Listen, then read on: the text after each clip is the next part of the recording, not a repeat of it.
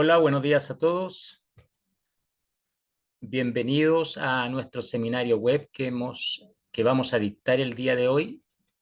Mi nombre es Daniel Flores, soy gerente del área soluciones acá de R Chile y junto a mí están los profesionales Jaime Soto, que es uno de nuestros ingenieros de soluciones, Felipe Ortega, ingeniero de soluciones, y la señorita Belén Opaso, ingeniero de soluciones también de acá de nuestra empresa. Agradecemos su asistencia a este seminario que hemos titulado, o webinar que hemos titulado, Model Builder y Task, constructores en la automatización de procesos. El objetivo de este webinar, como lo que hemos desarrollado a la fecha y los que seguiremos desarrollando de aquí a fin de año, es en cierta manera mostrar las potencialidades de las herramientas que disponemos como infraestructura geoespacial. No hablo de un software solo de escritorio, hablo de un software que realmente forma parte de una infraestructura que es ArcGIS Pro. Entonces, en este caso, el webinar o el seminario web que nos enfocaremos hoy va a abordar esas capacidades de automatización de procesos en base a estas herramientas que también dispone, ¿ya? Que forma parte dentro de lo que es la infraestructura geoespacial que nosotros, en cierta manera, entregamos al mercado a través de nuestra plataforma ArcGIS. En este caso, el temario que vamos a abordar hoy estaría dado por lo que es una introducción al tema, la automatización de procesos y flujos de trabajo en Model Builder, flujos de trabajo también con tareas, como también Python Script como herramienta productiva dentro de ArcGIS Pro, para luego cerrar con algunas conclusiones y cierre. Si usted tiene alguna consulta, lo puede realizar a través del chat y las vamos a responder ahí en la etapa de conclusiones. Posterior a conclusiones, vamos a tener un slide donde vamos a estar respondiendo las consultas. Así no detenemos la presentación de hoy. Bienvenidos nuevamente a los que recién se están conectando, así que agradezco realmente su asistencia. Vamos a partir, como siempre lo hacemos, con una introducción para realmente, como decimos acá en Chile, ir calentando motores. Y se orienta netamente a lo que es el geoprocesamiento como un marco y un conjunto de herramientas que nos permiten procesar datos geográficos y otros datos relacionados. Y este conjunto completo de herramientas de geoprocesamiento la podemos utilizar para realizar todo tipo de análisis espacial o para administrar los datos de un sistema de información geográfica de modo automático. Eso pasa a ser muy importante, ya que esto nos permite trabajar con esta infraestructura geoespacial que nos presenta R a través de su plataforma ArcGIS, incrementando estas conexiones que hay realmente en nuestra tecnología. Nos permite incluso organizar todo tipo de iniciativas como geoportales. Los geoportales están realmente diseminados por todo el mundo y ustedes pueden o conocen muchas experiencias y a la vez deben tener muchos de ustedes sus propios geoportales. Hablamos también que nuestra plataforma es un sistema de conocimiento, un sistema insight, un sistema de colaboración, como también un sistema de registro donde podemos gestionar nuestra información. Hablamos también de un sistema integrado, donde podemos integrar personas, equipos, organizaciones y comunidades, tanto con nuestros desarrollos que están en el cloud, en la nube, o aquellos recursos que también podemos disponer en cierta manera a través de lo que es SaaS, Software as a Service. La mayoría de ustedes son usuarios de nuestra plataforma. Saben muy bien que es abierta e interoperable y tenemos contenido listo para usar al cual pueden acceder ustedes a través de Living Atlas. Y una serie de apps que apoyan sectores o industrias en las cuales ustedes se relacionan o en los cuales están realmente trabajando. Y esto nos permite disponibilizar todo tipo de análisis espaciales, como también todo lo relativo al concepto de data science. Es decir, hablamos de inteligencia artificial que ya está dentro de nuestras capacidades a nivel de análisis. Herramientas que nos van a poder a través de Machine Learning, Deep Learning, automatizar aún más los procesos. Como también las capacidades que hemos en cierta manera sumado a través de los últimos años en lo que es imágenes y percepción remota. Entonces podemos trabajar con grandes volúmenes de datos o Big Data, que son también importantes, sobre todo si buscamos la automatización de algunos procesos. Entonces, a partir de esta introducción vamos a comenzar bajo el concepto de automatización de procesos y flujos de trabajo. La automatización de procesos es una operacionalización, por decirlo así, de un proceso que antes se ejecutaba manualmente, utilizando la tecnología y la integración de sistemas y datos. El principal objetivo de esta automatización de procesos es mejorar realmente el progreso del flujo de trabajo en una organización. Y muchos flujos de trabajo de sistemas de información geográfica consisten, como todos sabemos, en tareas repetitivas. Y las herramientas de geoprocesamiento las podemos ejecutar para suplir estas tareas repetitivas a través del panel de geoprocesamiento que tiene la plataforma. También las podemos disponibilizar a través de Python como funciones de ARPy. Y esto nos permite automatizar tareas de geoprocesamiento repetitivas mediante una secuencia de comandos, por ejemplo, o a través de un flujo de datos como lo podemos hacer con Model Builder. Es decir, las capacidades realmente de automatizar procesos son esenciales, sobre todo en un mundo donde la información ha crecido considerablemente. Los modelos son flujos de trabajo que encadenan ciertas secuencias de herramientas de geoprocesamiento y suministran esta salida a través de otras herramientas. Podemos programar un modelo de geoprocesamiento para que se ejecute a una hora específica, por ejemplo, o a través de un intervalo de tiempo asignado. Y este proceso es muy útil, sobre todo en aquellos modelos que tardan mucho en ejecutarse y deseamos que los resultados estén disponibles en una hora determinada o en forma inmediata. Entonces, las herramientas que se están disponibilizando pasan no solo por hacer uso de Model Builder, como una herramienta conocida por muchos de ustedes, sino también a través de Python, utilizando un editor de código como PyScripter o PyCharm, que además de editar permiten depurar y ejecutar códigos. Entonces, los flujos de trabajo pasan a ser esenciales a través de estas herramientas. Nuestra principal herramienta que partió con los primeros software de Esri a través de la plataforma ArcGIS fueron conocidas su automatización mediante el concepto de Model Builder o constructor de modelos, que se utiliza en la actualidad como se hacía antes para crear, editar y administrar modelos de geoprocesamientos que automatizaban estas herramientas. Ahora, ¿qué son los modelos? Los modelos son flujos de trabajo que nos permiten encadenar secuencias de herramientas de geoprocesamiento y suministrar la salida de una herramienta a otra herramienta como entrada. Entonces, Model Builder también se puede considerar un lenguaje de programación visual para crear, en este caso, flujos de trabajo. Ahora, dentro de esto, los modelos de geoprocesamiento nos permiten automatizar, como también documentan los procesos de análisis espacial y de administración de datos.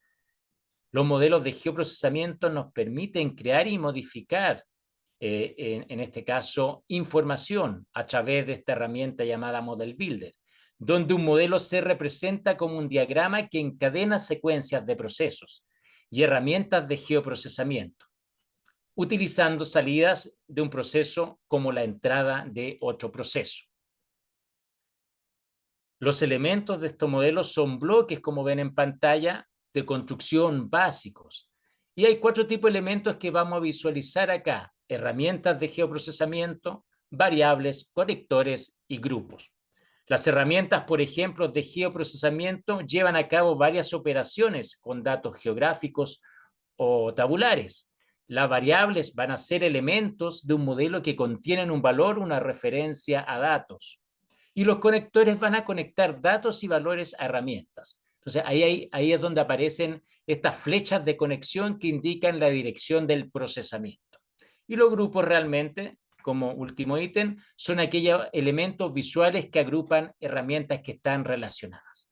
Bajo este esquema y esta definición, voy a invitar a uno de nuestros ingenieros soluciones, Jaime Soto, para que nos dirija en la siguiente presentación o demostración. Voy a apagar mi cámara por el momento. Bienvenido, Jaime. Muchas gracias, Daniel, y muchas gracias por la introducción y por la presentación. Muy buenos días a todos, soy Jaime Soto, ingeniero de soluciones del sector de gobierno, y en el actual video y demostración procederemos a hacer un flujo de trabajo simple con Model Builder, donde podremos ver la conexión que posee el portal de Living Atlas, las herramientas que éste posee y los alcances que puede poseer. En primer lugar, definiremos el sistema de coordenadas de nuestro proyecto, donde lo definiremos como una UTM correspondiente a la zona 19 Sur. Luego, procederemos a conectar a la carpeta, donde tenemos nuestra información almacenada, con la cual pretendemos trabajar. Como pueden ver, ya con el proyecto de ArcGIS Pro podemos crear nuestra caja de herramientas y la conexión a nuestras carpetas, y sin más preámbulo, iremos al diseño del Model Builder. Como pueden ver, ya con la conexión a nuestra carpeta tenemos acceso a toda la información que nosotros deseamos trabajar. En este caso, utilizaremos información hipotética que fue creada para esta demostración sobre casos de denuncia entre los meses de enero a abril para la comuna de Macul. Acá, como podemos ver, podemos definir las denuncias en un grupo para conservar su orden y poder ya trabajar con una mejor con una mejor forma visual. Luego podemos conectarnos directamente desde nuestro ArcGIS Pro al sistema de Living Atlas, donde tenemos acceso a información sin necesidad de descargarla de otros portales. Por ejemplo, la información del censo 2017, en la cual acá en esta demostración trabajaremos con los distritos censales. Ahora, para poder trabajar con esta información, haremos un flujo de trabajo simple. Primero, copiaremos los filters y de esta forma le podremos entregar la característica le podemos agregar característica como un nombre, también definirle un sistema de proyección de salida que sea acorde a nuestro proyecto para que todos conserven la misma visualización. Y luego lo que procederemos a hacer es hacer una selección del layer por atributos, donde aquí seleccionaremos los campos de nuestro interés de la información censal.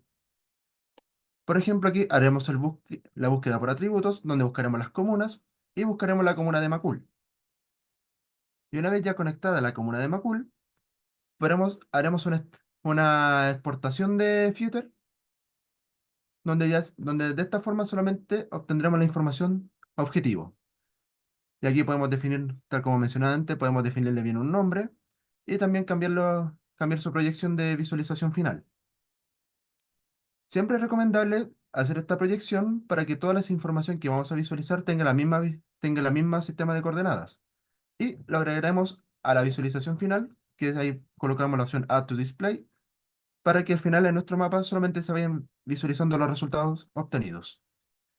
Podemos ordenar el Model Builder y luego procederemos a trabajar ya con la información que nosotros que queramos representar. Por ejemplo, acá haremos uso de un iterador que nos permite tomar los valores iniciales y finales en base a un mismo flujo de trabajo. Por ejemplo, aquí este iterador lo conectaremos con la carpeta donde tenemos nuestra información de denuncias. ¿Y esto qué nos permitirá? Por ejemplo, si acá deseamos hacer un buffer de multianillos, en lugar de colocar cada shape y conectar cada herramienta a un buffer, solamente conectaremos nuestro iterador a nuestra carpeta y agregaremos la herramienta que deseamos utilizar, en este caso, el buffer. Y luego definiremos, a modo de un mejor flujo de trabajo, crearemos una carpeta en donde está situado nuestro proyecto y de esta forma guardaremos los resultados obtenidos, a forma de tener un mejor orden. Al crear esta carpeta de resultados, procederemos a crear un nombre con una fórmula, donde utilizaremos el símbolo de porcentaje, colocamos name, cierre porcentaje, guión bajo, y el flujo de trabajo en sí. Esto que nos permitirá que el nombre se va a conservar al final. Y así se mantiene, cada buffer va a tener su identificación. Acá en este modelo utilizaremos anillos de 50 metros de distancia, tres anillos de 50 metros de distancia por cada uno, y la unidad de medida la definiremos en metros. Al igual que el ambiente, la definiremos para que tenga el mismo sistema de proyección de coordenadas de nuestro mapa. Luego de esta forma, solamente con este proceso haremos 4 veces lo que son la creación de los buffers.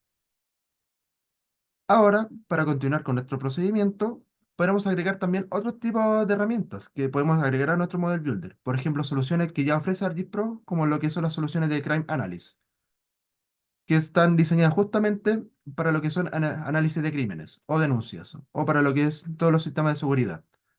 Con esta herramienta procederemos a colocar las denuncias acá decía entre enero y abril de forma simultánea. Por ejemplo, en la primera herramienta colocando la información actual de febrero comparada con la información de enero y así, así continuamente.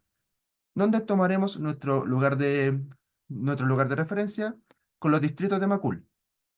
Aquí ya podemos definir su nombre los nombres de cada producto, donde tomaremos en cuenta un cambio de porcentaje en la tasa de denuncias. Así como proceso uno, proceso 2 y proceso 3. En el proceso uno, comparando la comparativa de denuncia entre meses de enero y febrero, proceso 2 de febrero y marzo, y proceso 3 de marzo y abril. Y así sucesivamente. Obviamente, después de esto, a cada uno le definiremos su sistema de proyección y lo agregaremos a la visualización final. También, aquí no hay que olvidar, considerar todos nuestros productos, ordenamos nuevamente para ver todo nuestro flujo de trabajo. Y al final, para también localizar dónde se están llegando la mayor cantidad de denuncias, para saber dónde focalizar nuestros esfuerzos, utilizaremos una herramienta de Spatial Analysis que es densidad de kernel, donde tomaremos en cuenta las denuncias de abril y haremos una búsqueda en un base de un radio de 200 metros cuadrados. Definimos la proyección, definimos también los parámetros que pueden ser relevantes en nuestra presentación, por ejemplo, definir un nombre que sea acorde, presionamos OK. Y luego ya validaremos nuestro modelo para luego ya correrlo. Acá, como pueden ver, puede afectar un poco la visualización cuando se extiende, pero solamente basta con ordenar nuevamente nuestro model builder para que tengamos un orden mucho mejor y una visualización mejor, obviamente. Ahora, ya teniendo todas las validaciones, podemos poseer nuestros resultados, donde podemos ahora la forma de interpretar este mapa. Por ejemplo, aquí tenemos las denuncias de enero y febrero con sus respectivos buffers y podemos ver las zonas donde se han acrecido las denuncias, viendo zonas donde han disminuido, otras zonas donde han aumentado. Acá en febrero y en marzo podemos visualizar también nuestras denuncias con sus respectivos buffers y ver dónde es la zona que han tenido mayor cantidad de denuncias y otras donde han disminuido.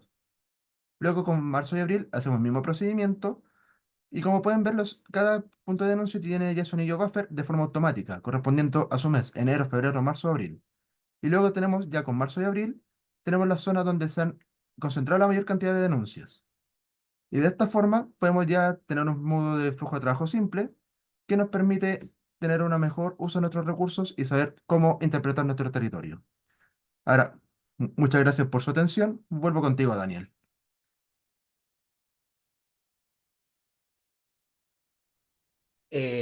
Gracias, Jaime. Muy buena la presentación y las capacidades de Model Builder, que es una de las herramientas más utilizadas por nuestro usuario y que queremos que retomen los que están partiendo con nuestra tecnología. La automatización de procesos pasa a ser clave y esta forma de diagramar, por decirlo así, en forma visual realmente los análisis puede ser muy potente, sobre todo para aquellos que tienen grandes volúmenes de datos.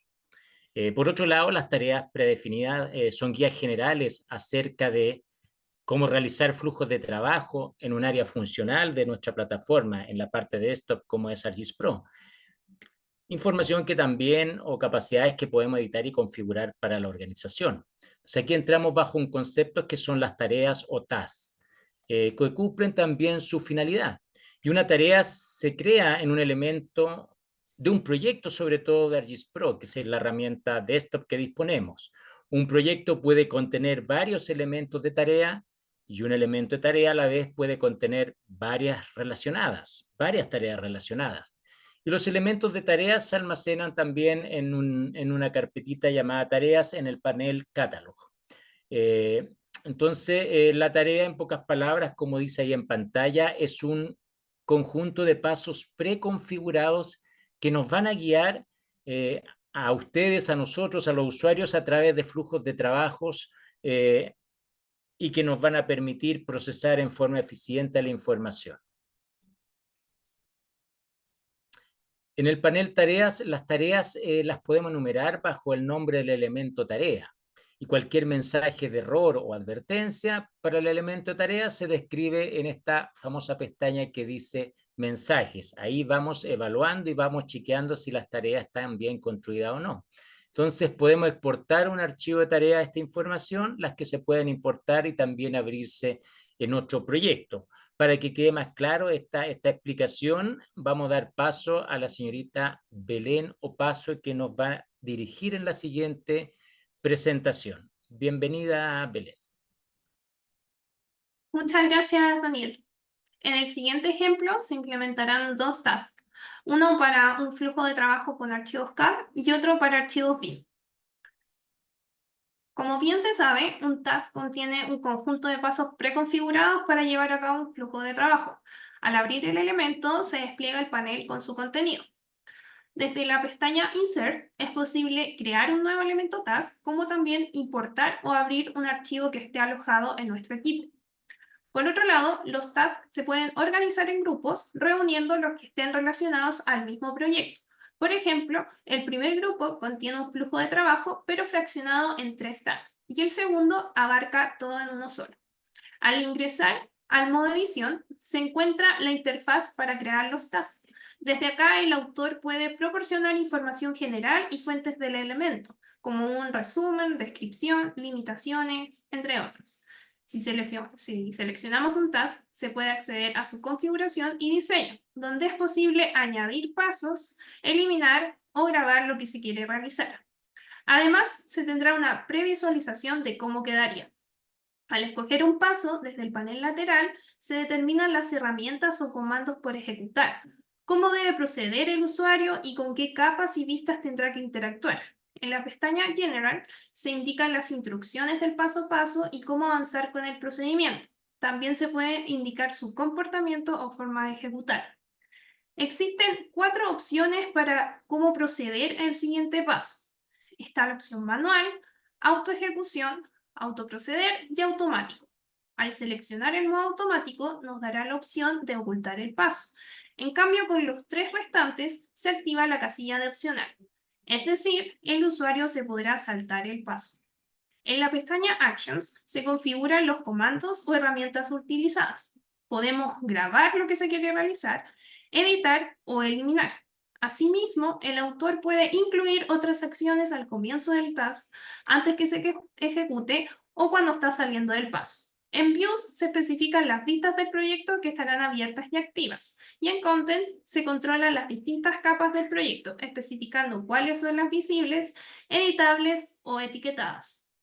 Ahora, al ejecutar el task, se desplegará de manera automática las ventanas emergentes, geoprocesos o comandos, según la configuración que le hayamos dado. El flujo que se muestra es una manera sencilla para incorporar la información de archivos CAD a un sistema de información geográfica. Primero solicita crear una geodatabase para después convertir el archivo DWG a shapes, pero que estén alojadas en la GDB.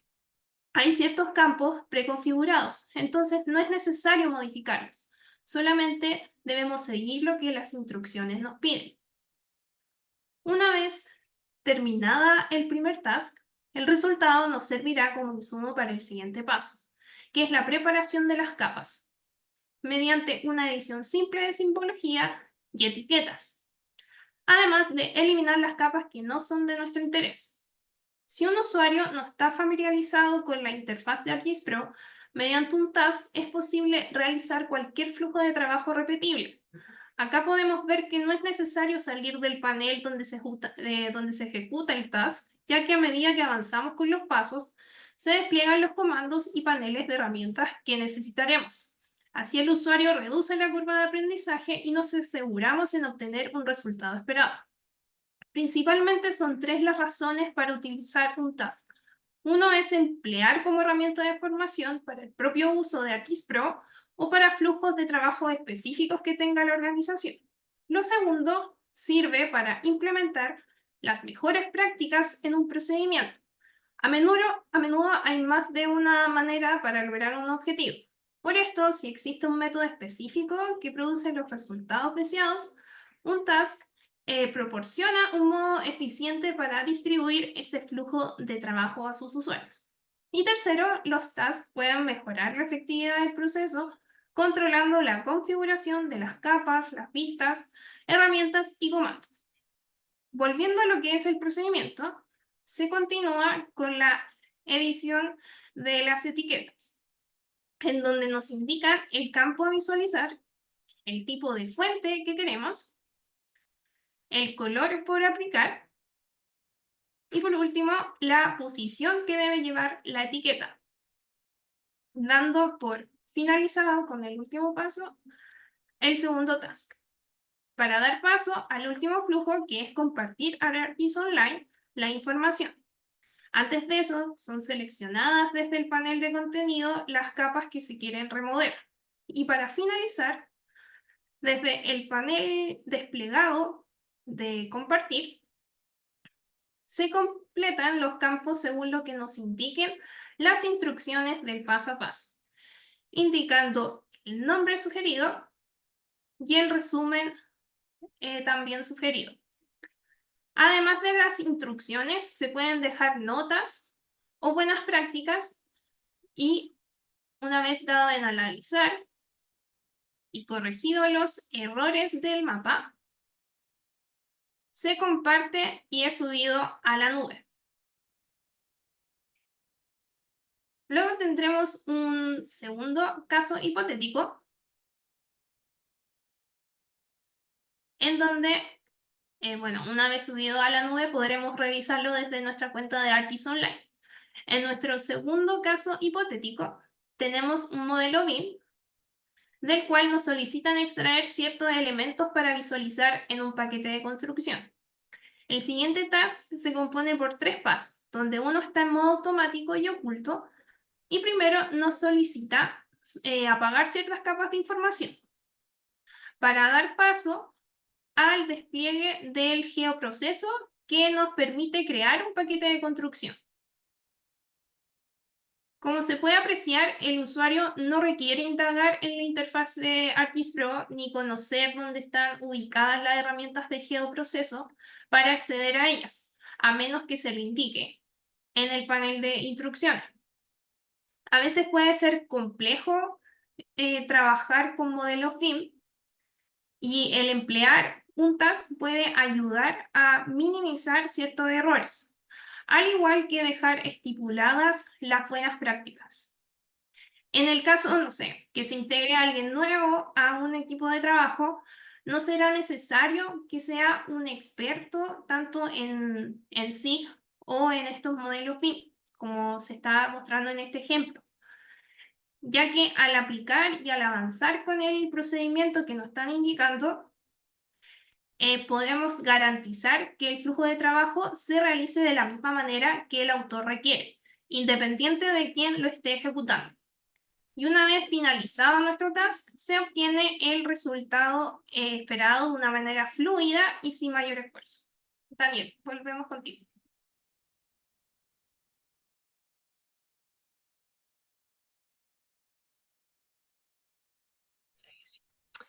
Gracias, Belén. Muy buena la presentación. Aprendí yo bastante de ella. Bueno, es importante también el trabajo con tareas como lo mostró Belén, realmente nos permite también dentro de este concepto de automatización de proceso dar agilidad realmente a nuestros análisis, que también es uno de los objetivos que estamos buscando para nuestros usuarios. Por otro lado, vamos a continuar con lo que es Python. Python se puede utilizar para automatizar la ejecución de las herramientas de geoprocesamiento y para proporcionar la capacidad de crear sus propias herramientas, ya sea como una herramienta de script o a la vez como una herramienta dentro de la caja de herramientas de Python. Entonces, el lenguaje de los scripts de ArcGIS es Python, muchos lo saben. ArcGIS incluye una API de Python, ArcPyth, que proporciona en pocas palabras acceso a todas las herramientas de geoprocesamiento, así como a clases y funciones adicionales y módulos especializados. que nos ayudan a automatizar las tareas de nuestro sistema de información que estemos implementando. Podemos escribir scripts que usan ARPy junto con un conjunto diverso de funcionalidades que se proporcionan a través de las bibliotecas de Python y de otras bibliotecas creadas por terceros. Podemos ejecutar comandos y scripts de Python con ArcGIS Notebook en la ventana de Python a través de estas herramientas de script. O podemos ejecutar Python fuera de ArcGIS Pro. Ahora, independientemente de cómo ejecutemos Python, básicamente los comandos funcionan del mismo modo y utilizan las mismas herramientas de geoprocesamiento. Las funciones en ARPy se organizan en módulos, como ven ahí en pantalla. ARPy es un paquete Python que proporciona una forma muy útil y productiva de realizar análisis de datos geográficos. También nos permite realizar conversión de datos, gestión de datos y automatización de mapas. Este paquete nos proporciona una experiencia muy rica al usar Python y nativa, y que ofrece realmente un trabajo hacia el código. Y nos permite también, a través de su documentación, conocer cada función, módulo y clase que tiene también esta herramienta.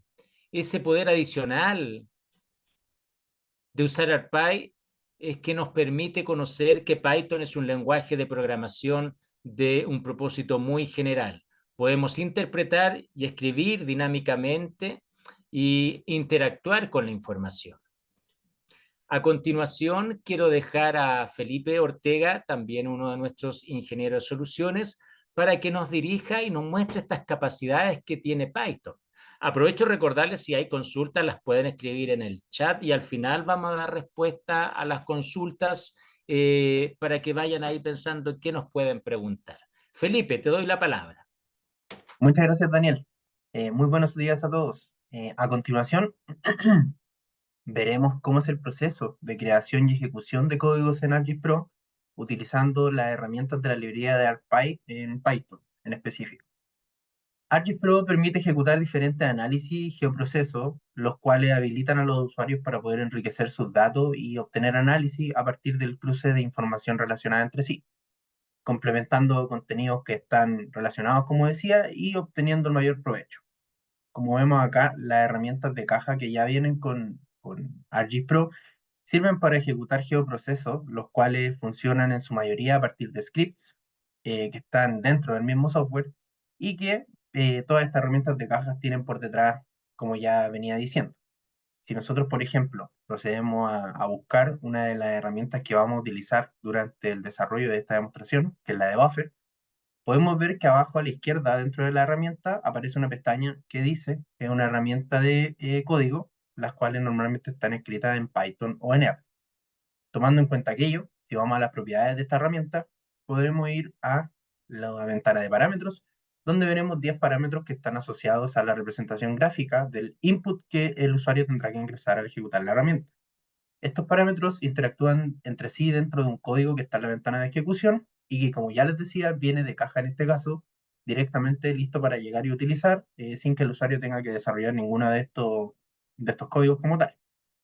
Si ejecutamos la herramienta, veremos la ventana gráfica de la que estaba hablando, donde podremos incluir los parámetros que se especifican en la ventana. A continuación, crearemos nuestro propio código a partir de las toolboxes. Creamos nuestro script. Acá debemos dar un nombre, establecer etiquetas e indicar en cuál de las toolbox queremos que se guarde. Luego establecer parámetros, los cuales son los que van a dar el dato de entrada o de salida para nuestro trabajo y que interactúan entre sí dentro de la pestaña de ejecución donde va el código como tal. Viene con alguna información preestablecida dentro del código como tal y, como vemos, tiene información o tiene variables que van almacenando los parámetros que va agregando el usuario. Por ejemplo, acá el parámetro 0 será el ejemplo, y si agregamos un parámetro 1 con nombre 1, estos dos interactuarán dentro del código de ejecución en la variable param0, almacenándolo como texto 0, y el param1 como texto 1. Luego esto se puede abrir en un editor de scripts como Visual Studio, y pasar por un proceso de validación donde podremos ver si es que hay algún problema con respecto al código que estamos desarrollando. En el caso de esta demo, yo ya tengo listo un código que es el CSV2Buffer.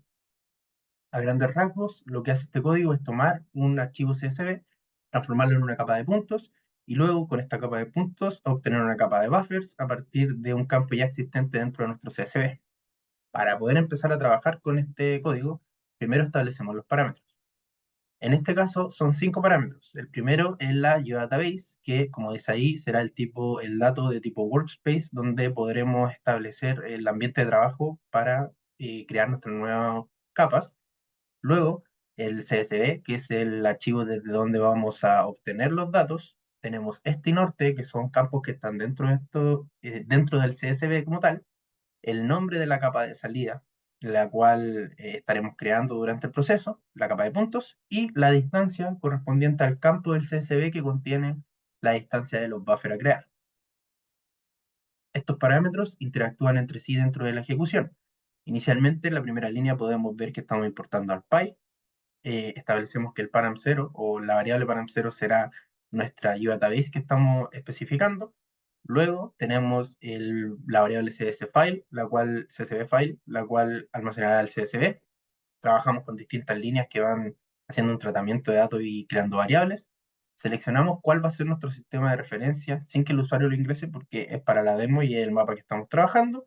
Y a partir de las herramientas de ArcPy, llamamos a XE-TableToPoint, que es un geoproceso de ArcGIS Pro, y le damos los valores de entrada para trabajar con este geoproceso, que son los inputs o los parámetros que el usuario fue ingresando de manera gráfica dentro de una tabla que veremos después de la ejecución.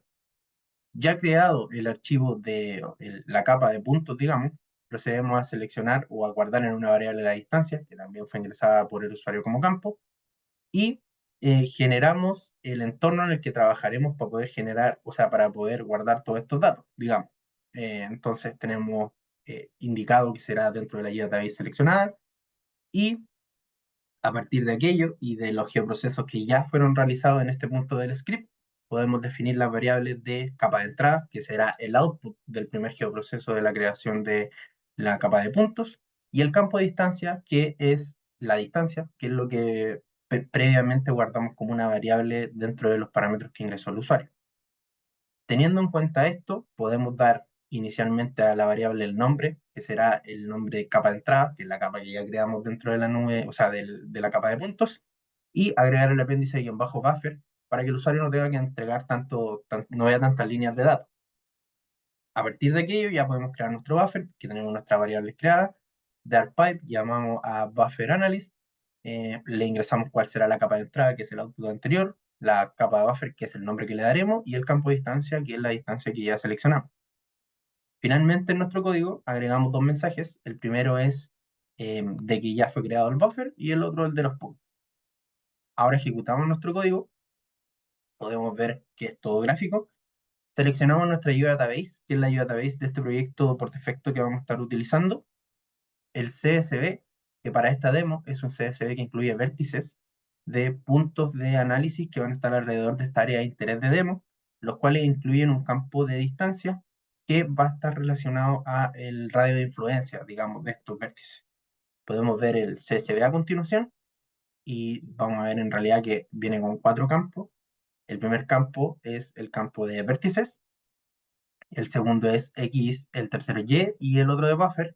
El campo de buffer está en metros, eso igual hay que considerarlo a la hora de trabajar con la herramienta. X e Y están en el sistema de coordenadas del mapa, que también especificamos previamente en el código, y vértices de referencia. Entonces el este será el campo X, norte será el campo Y. El nombre de la capa de salida se lo damos nosotros, en este caso será salida-01, que también será usado para el buffer, como veremos después. Y la distancia, como vimos en nuestro CSV, es el campo buffer. Ejecutamos nuestra herramienta de geoproceso y al terminar podremos ver en los detalles, ahí también la ventana sale, pero podremos ver en los detalles los 2 mensajes que dejamos especificados al final de nuestro código, que es que se creó el buffer y la capa de puntos. Vamos a nuestro catálogo, ingresamos a la database que establecimos como ambiente y vemos que tenemos nuestras 2 capas: salida 1, capa de puntos; salida 01-buffer, capa de polígonos. que podremos tener nuestros buffers creados a partir de la distancia. Como vemos en pantalla, funciona bien dependiendo de cuáles son las distancias existentes dentro de nuestro CSV. Y si vamos a la capa de puntos en cuestión, podemos ver que están todos los datos que estaban ingresados dentro del CSV. Sigo contigo, Daniel.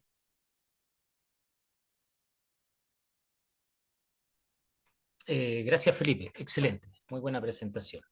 Bien, bastante clara, así que vamos a continuar. Realmente lo que hemos estado haciendo realmente es mostrar herramientas que están disponibles dentro de la plataforma, dentro de lo que es ArcGIS Pro, que es la nueva evolución de lo que ha llevado Esri adelante, y como tal nos da respuesta a muchas de las necesidades que tenemos, sobre todo cuando tenemos grandes volúmenes de información o buscamos análisis mucho más rápidos y eficientes. Como para ir ya concluyendo el webinar, podemos mencionar por un lado que vemos ciertas ventajas dentro de este tipo de modelos o cómo vamos trabajando realmente con este tipo de herramientas. Por ejemplo, en el caso de Model Builder, si ustedes se dieron cuenta, no es necesario saber programar, es decir, estamos jugando con unas cajas realmente, con unos diagramas que empezamos a interconectar. Por eso decimos que Model Builder es una interfaz clara y muy sencilla, y su entorno visual nos permite o nos simplifica, mejor dicho, la comprensión del proceso que llevamos a cabo. Y eso nos permite ver de forma gráfica cómo procesamos la información y podemos a la vez, y nos va a permitir a la vez separar los procesos y los flujos de información como también los resultados. Con esto podemos entender cómo funcionan los procesos espaciales. Este es como el primer paso para entender un flujo dentro de un geoprocesamiento. Podemos integrarlos también con script de Python en un modelo. Y también el Model Builder puede ser exportado también, pueden exportarse los modelos a código Python. ¿Ya? Bueno, sobre todo si son procesos sencillos, si son muy complejos, ahí prácticamente utilizamos Python. En el caso de Python, podemos ejecutar procesos sin necesidad de abrir el programa, ya que podemos utilizar un editor de código, como ya lo mencioné, como PyScripter o PyChart, que además de editar nos van a permitir depurar y ejecutar a la vez el código. Podemos crear herramientas tal como se vio con Model Builder y además crear cajas de herramientas en ArcGIS. También nos permite, como mostró también Felipe, iterar, crear bucles y establecer condiciones, ciertas condiciones de modo más claro. Y podemos seguir el código de forma más eficiente con muchos procesos que nos van a permitir manejar de modo eficiente sobre todo los proyectos. Y podemos integrar otros procesos escritos en Python. Cabe señalar y mencionar que hay una página muy importante que tal vez no conozcan todos, que es GitHub, que ustedes la buscan ahí en Internet a través de Google, donde van a encontrar mucho código desarrollado a la cual pueden acceder y esos códigos ustedes pueden descargar y también implementarlo en la plataforma. Así que lo invito también a que puedan interactuar con GitHub y puedan realmente ver qué códigos dispone Esri en forma gratuita dentro de este portal llamado GitHub. Recursos que están disponibles, sobre todo para quienes les gusta la programación o recursos libres de Python, para empezar a meter los dedos, como decimos acá en Chile, están en la página de learn.argis.com, es decir, hay un curso para aprender Python en ArcGIS Pro, se pueden ejecutar herramientas de geoprocesamiento, hay introducción al uso de notebook, hay experiencias con lo que es clasificación, por ejemplo, con Python y automatizar flujos de trabajo también con esta herramienta. Ante cualquier información, obviamente, nos pueden escribir o si tienen alguna duda. Por otro lado, antes de responder las consultas que hay en pantalla, invitarlos para el próximo seminario web que va a ser el 30 de mayo de 10 a 11:30 horas, que va a estar orientado netamente a la administración de la Geodatabase en ArcGIS Pro. ¿Ya? Con eso doy paso ahora a las consultas y dejo acá a nuestros ingenieros de soluciones ahí en pantalla para que puedan también apoyar las consultas. Yo las voy a abrir por mi lado. Bueno, acá la primera consulta de Coralí es, ¿podrán compartir el link de la webinar? Sí, siempre lo compartimos. Nosotros lo que hacemos, grabamos el seminario web y se comparten también el video y la presentación, así que eso les va a llegar a todos los que se inscribieron a este webinar y esperamos que también se puedan conectar al webinar del 30 de mayo. Una pregunta que dice, ¿qué interfaz de usuario recomiendan para procesar tareas de Python? Felipe, esa te la dejo a ti. Sí, bueno, pensando en cuanto al tema de la interfaz de usuario y todo eso, existen diferentes maneras de ejecutar scripts de Python dentro de ArcGIS Pro en específico, por fuera de lo que se puede hacer incluso en Visual Studio, que fue el que yo nombré, que también se puede descargar la extensión de ArcPy para poder ejecutar algunos procesos, pero ya va directamente en cuanto a cómo le guste trabajar al usuario. Nosotros nos mostramos acá, pero se puede trabajar con Jupyter Notebook, que incluso permite ir viendo de manera escalonada cómo se van ejecutando geoprocesos, así como un model builder. Y como decía Daniela, hay algunos cursos también en la página de training de Esri, que son gratuitos y que en realidad un poco que dicen o que permiten percibir al usuario cuál es el modelo que más le sirve de manera personal, porque es súper personal. A lo mejor, por ejemplo, yo prefiero hacerlo todo en Visual Studio y después pasarlo al ArcGIS Pro. Alguien va a estar haciéndolo en Jupyter Notebook dependiendo de qué es lo que quiera hacer realmente, y así va a depender de cada usuario. Perfecto, perfecto. La invitación, gracias Felipe, la invitación al webinar del 30 de mayo les va a llegar a todos porque están conectados, así que ahí tenemos registrado su email, así que esa invitación va a llegar orientado netamente a un tema que es muy complejo para algunos, que es la Geodatabase. Recuerden que en ArcMap la Geodatabase no muchos la creaban, seguían trabajando con archivos shape. En ArcGIS Pro por default, cuando ustedes abren ArcGIS Pro y crean su primer proyecto, automáticamente genera la Geodatabase. Entonces, toda la interacción se hace a través de esta estructura que en cierta manera les va a permitir dar una buena administración a la información. Por eso es importante y consideramos que es muy importante que estén presentes en ese webinar. Con respecto a dónde encuentran más recursos, tal como lo comentó Felipe, hay distintas páginas. De hecho, yo compartí ahí la página leer.argis.com, donde hay cursos que ustedes buscan lo que necesitan y automáticamente van a aparecer ejercicios que ustedes desarrollan en un paso a paso. Y es más práctica, porque siempre están enfocadas a dar solución a algún problema y por ende facilita el aprendizaje. Con respecto a la pregunta de Javier Mesa, ¿qué resolución espacial tienen las imágenes en el Living Atlas y si son gratuitas? Bueno, ahí hay varias respuestas que se podrían dar. En el caso de algunos países vamos a encontrar imágenes de alta resolución y podemos acceder a ellas o interactuar con ellas. En el caso de Chile, generalmente vamos a encontrar imágenes de baja resolución, es decir, imágenes Landsat, están las Sentinel arriba.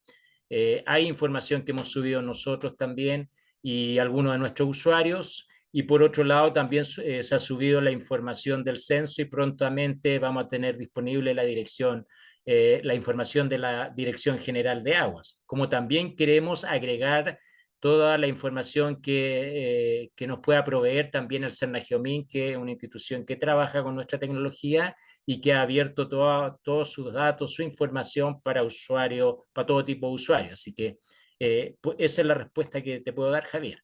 ¿Ya? En cuanto a R, ¿todos los geoprocesos se pueden expresar en este lenguaje? Felipe, esa también te la vamos a dejar a ti. Sí, en cuanto al tema que está relacionado con R está pensado más bien en cómo construyeron un geoproceso, por ejemplo, más que en tratar de crear tus propios geoprocesos en R.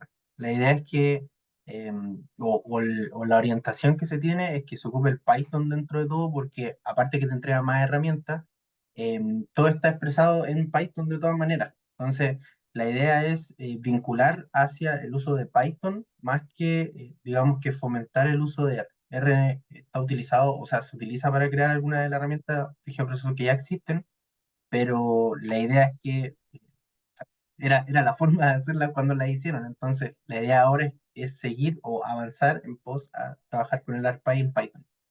Sí. Bueno, de hecho, en la página leer.argis.com hay unos ejercicios también de R con ArcGIS Pro, así que ahí también puedes desarrollarlo e integrarlo, porque la integración de R con nuestra plataforma es súper transparente, así que en ese sentido no habría ningún problema si quieres enfocarte por el lado de R. Es decir, la integración existe, está, pero generalmente se está haciendo todo con Python. Pero sí, con R no habría ningún problema. ¿ARPy solo funciona con suscripción activa de Pro? Sí, es que lo que pasa es que para ocupar ArcGIS Pro hay que tener la suscripción activa directamente.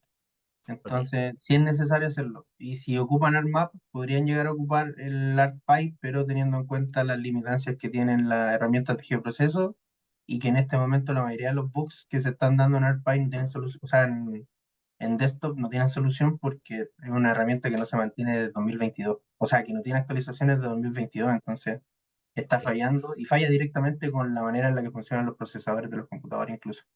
Entonces, enfocado en ArcGIS Pro, sí se tiene que tener la mantención al día para ocupar el software incluso. Entonces, sí, perfecto. Joan pregunta, vamos a pedirle a Belén que responda a esta, los procesos de, no, perdona, Jaime, ¿los procesos de Model Builder se pueden compartir a otra persona o solo es propio del creador del modelo? Bueno, Jaime, bueno, gracias Daniel. Todo lo que son los modelos de Model Builder, cuando se trabaja en el sistema de escritorio de ArcGIS Pro, son personales, tal para el usuario de escritorio. No obstante, estos se pueden guardar y compartir para una persona objetivo, que puede ser una persona de la misma organización o con usted considere pertinente. perfecto. sí, para complementar un poco lo que dice Jaime, incluso se pueden traer Model Builder desde ArcMap, Sí, pero considerar siempre el tema de versionado, porque van a haber Model Builder que alguien hizo en el 3.2 y lo va a querer abrir uno en el 2.9, no lo va a poder abrir, de ArcGIS Pro, por ejemplo. Y lo que se abre y se edita en ArcGIS Pro ya no se puede volver a abrir y editar en el ArcMap. Entonces, en el igual hay arma. que tener en consideración.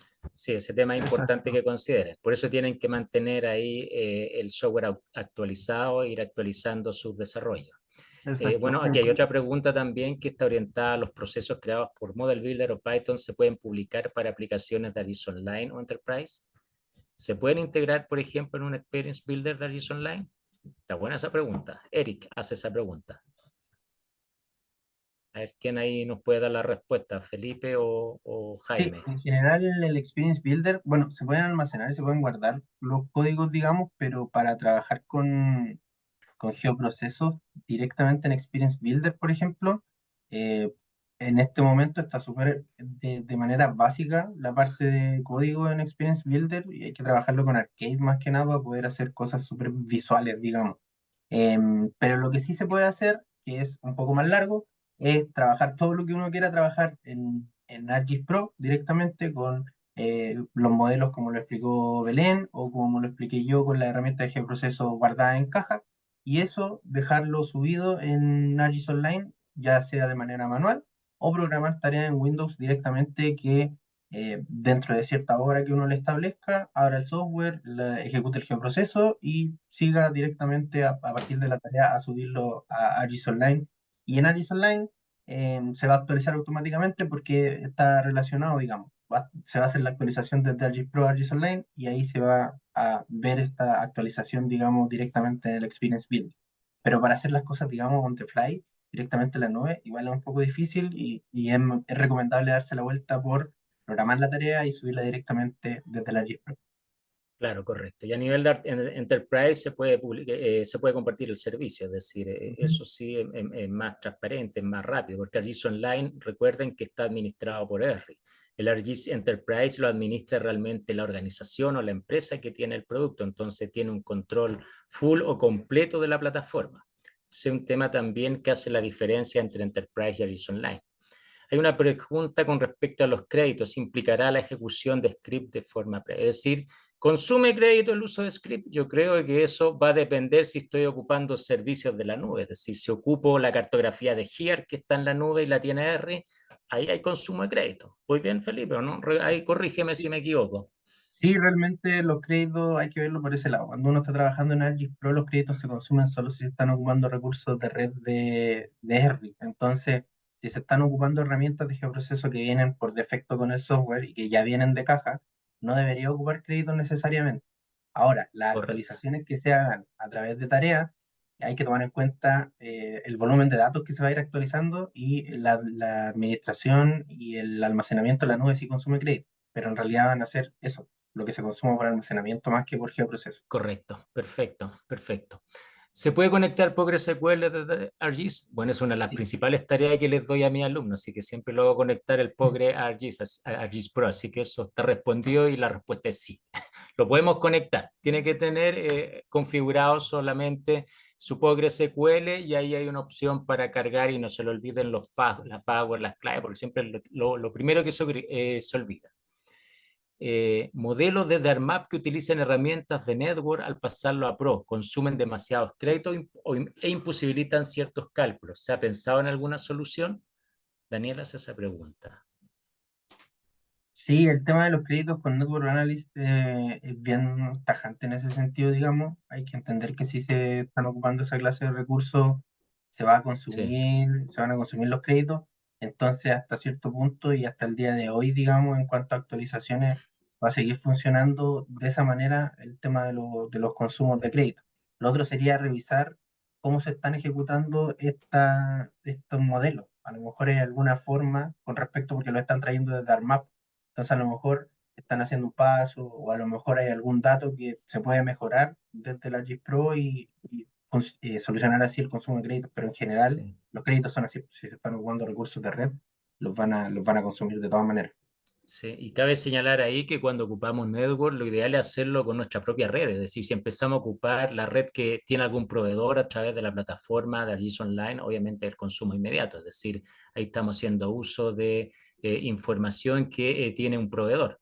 En tanto, si yo trabajo con mi propia red, ahí no hay consumo de créditos, sobre todo en Pro. Entonces ahí hay que tener mucho cuidado. Claro. Y lo otro, disculpa que estaba leyendo la última pregunta que Ah, sí, pusieron de sí. manera particular.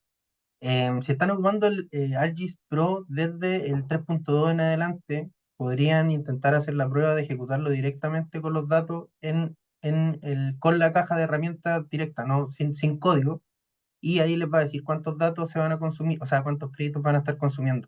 Entonces, con eso podrían hacer un aproximado, digamos, decir, ya, esto me está diciendo que voy a consumir esto, y cuando ustedes lo ejecuten con una tarea o con un código, les va a consumir lo mismo. Entonces, así Perfecto. podrían ir viendo cuánto van a ir consumiendo en un aproximado y hacer las estimaciones correspondientes. Sí, claro, ahí hay que tener también mucho cuidado porque los créditos se consumen cuando ocupamos servicios de otros.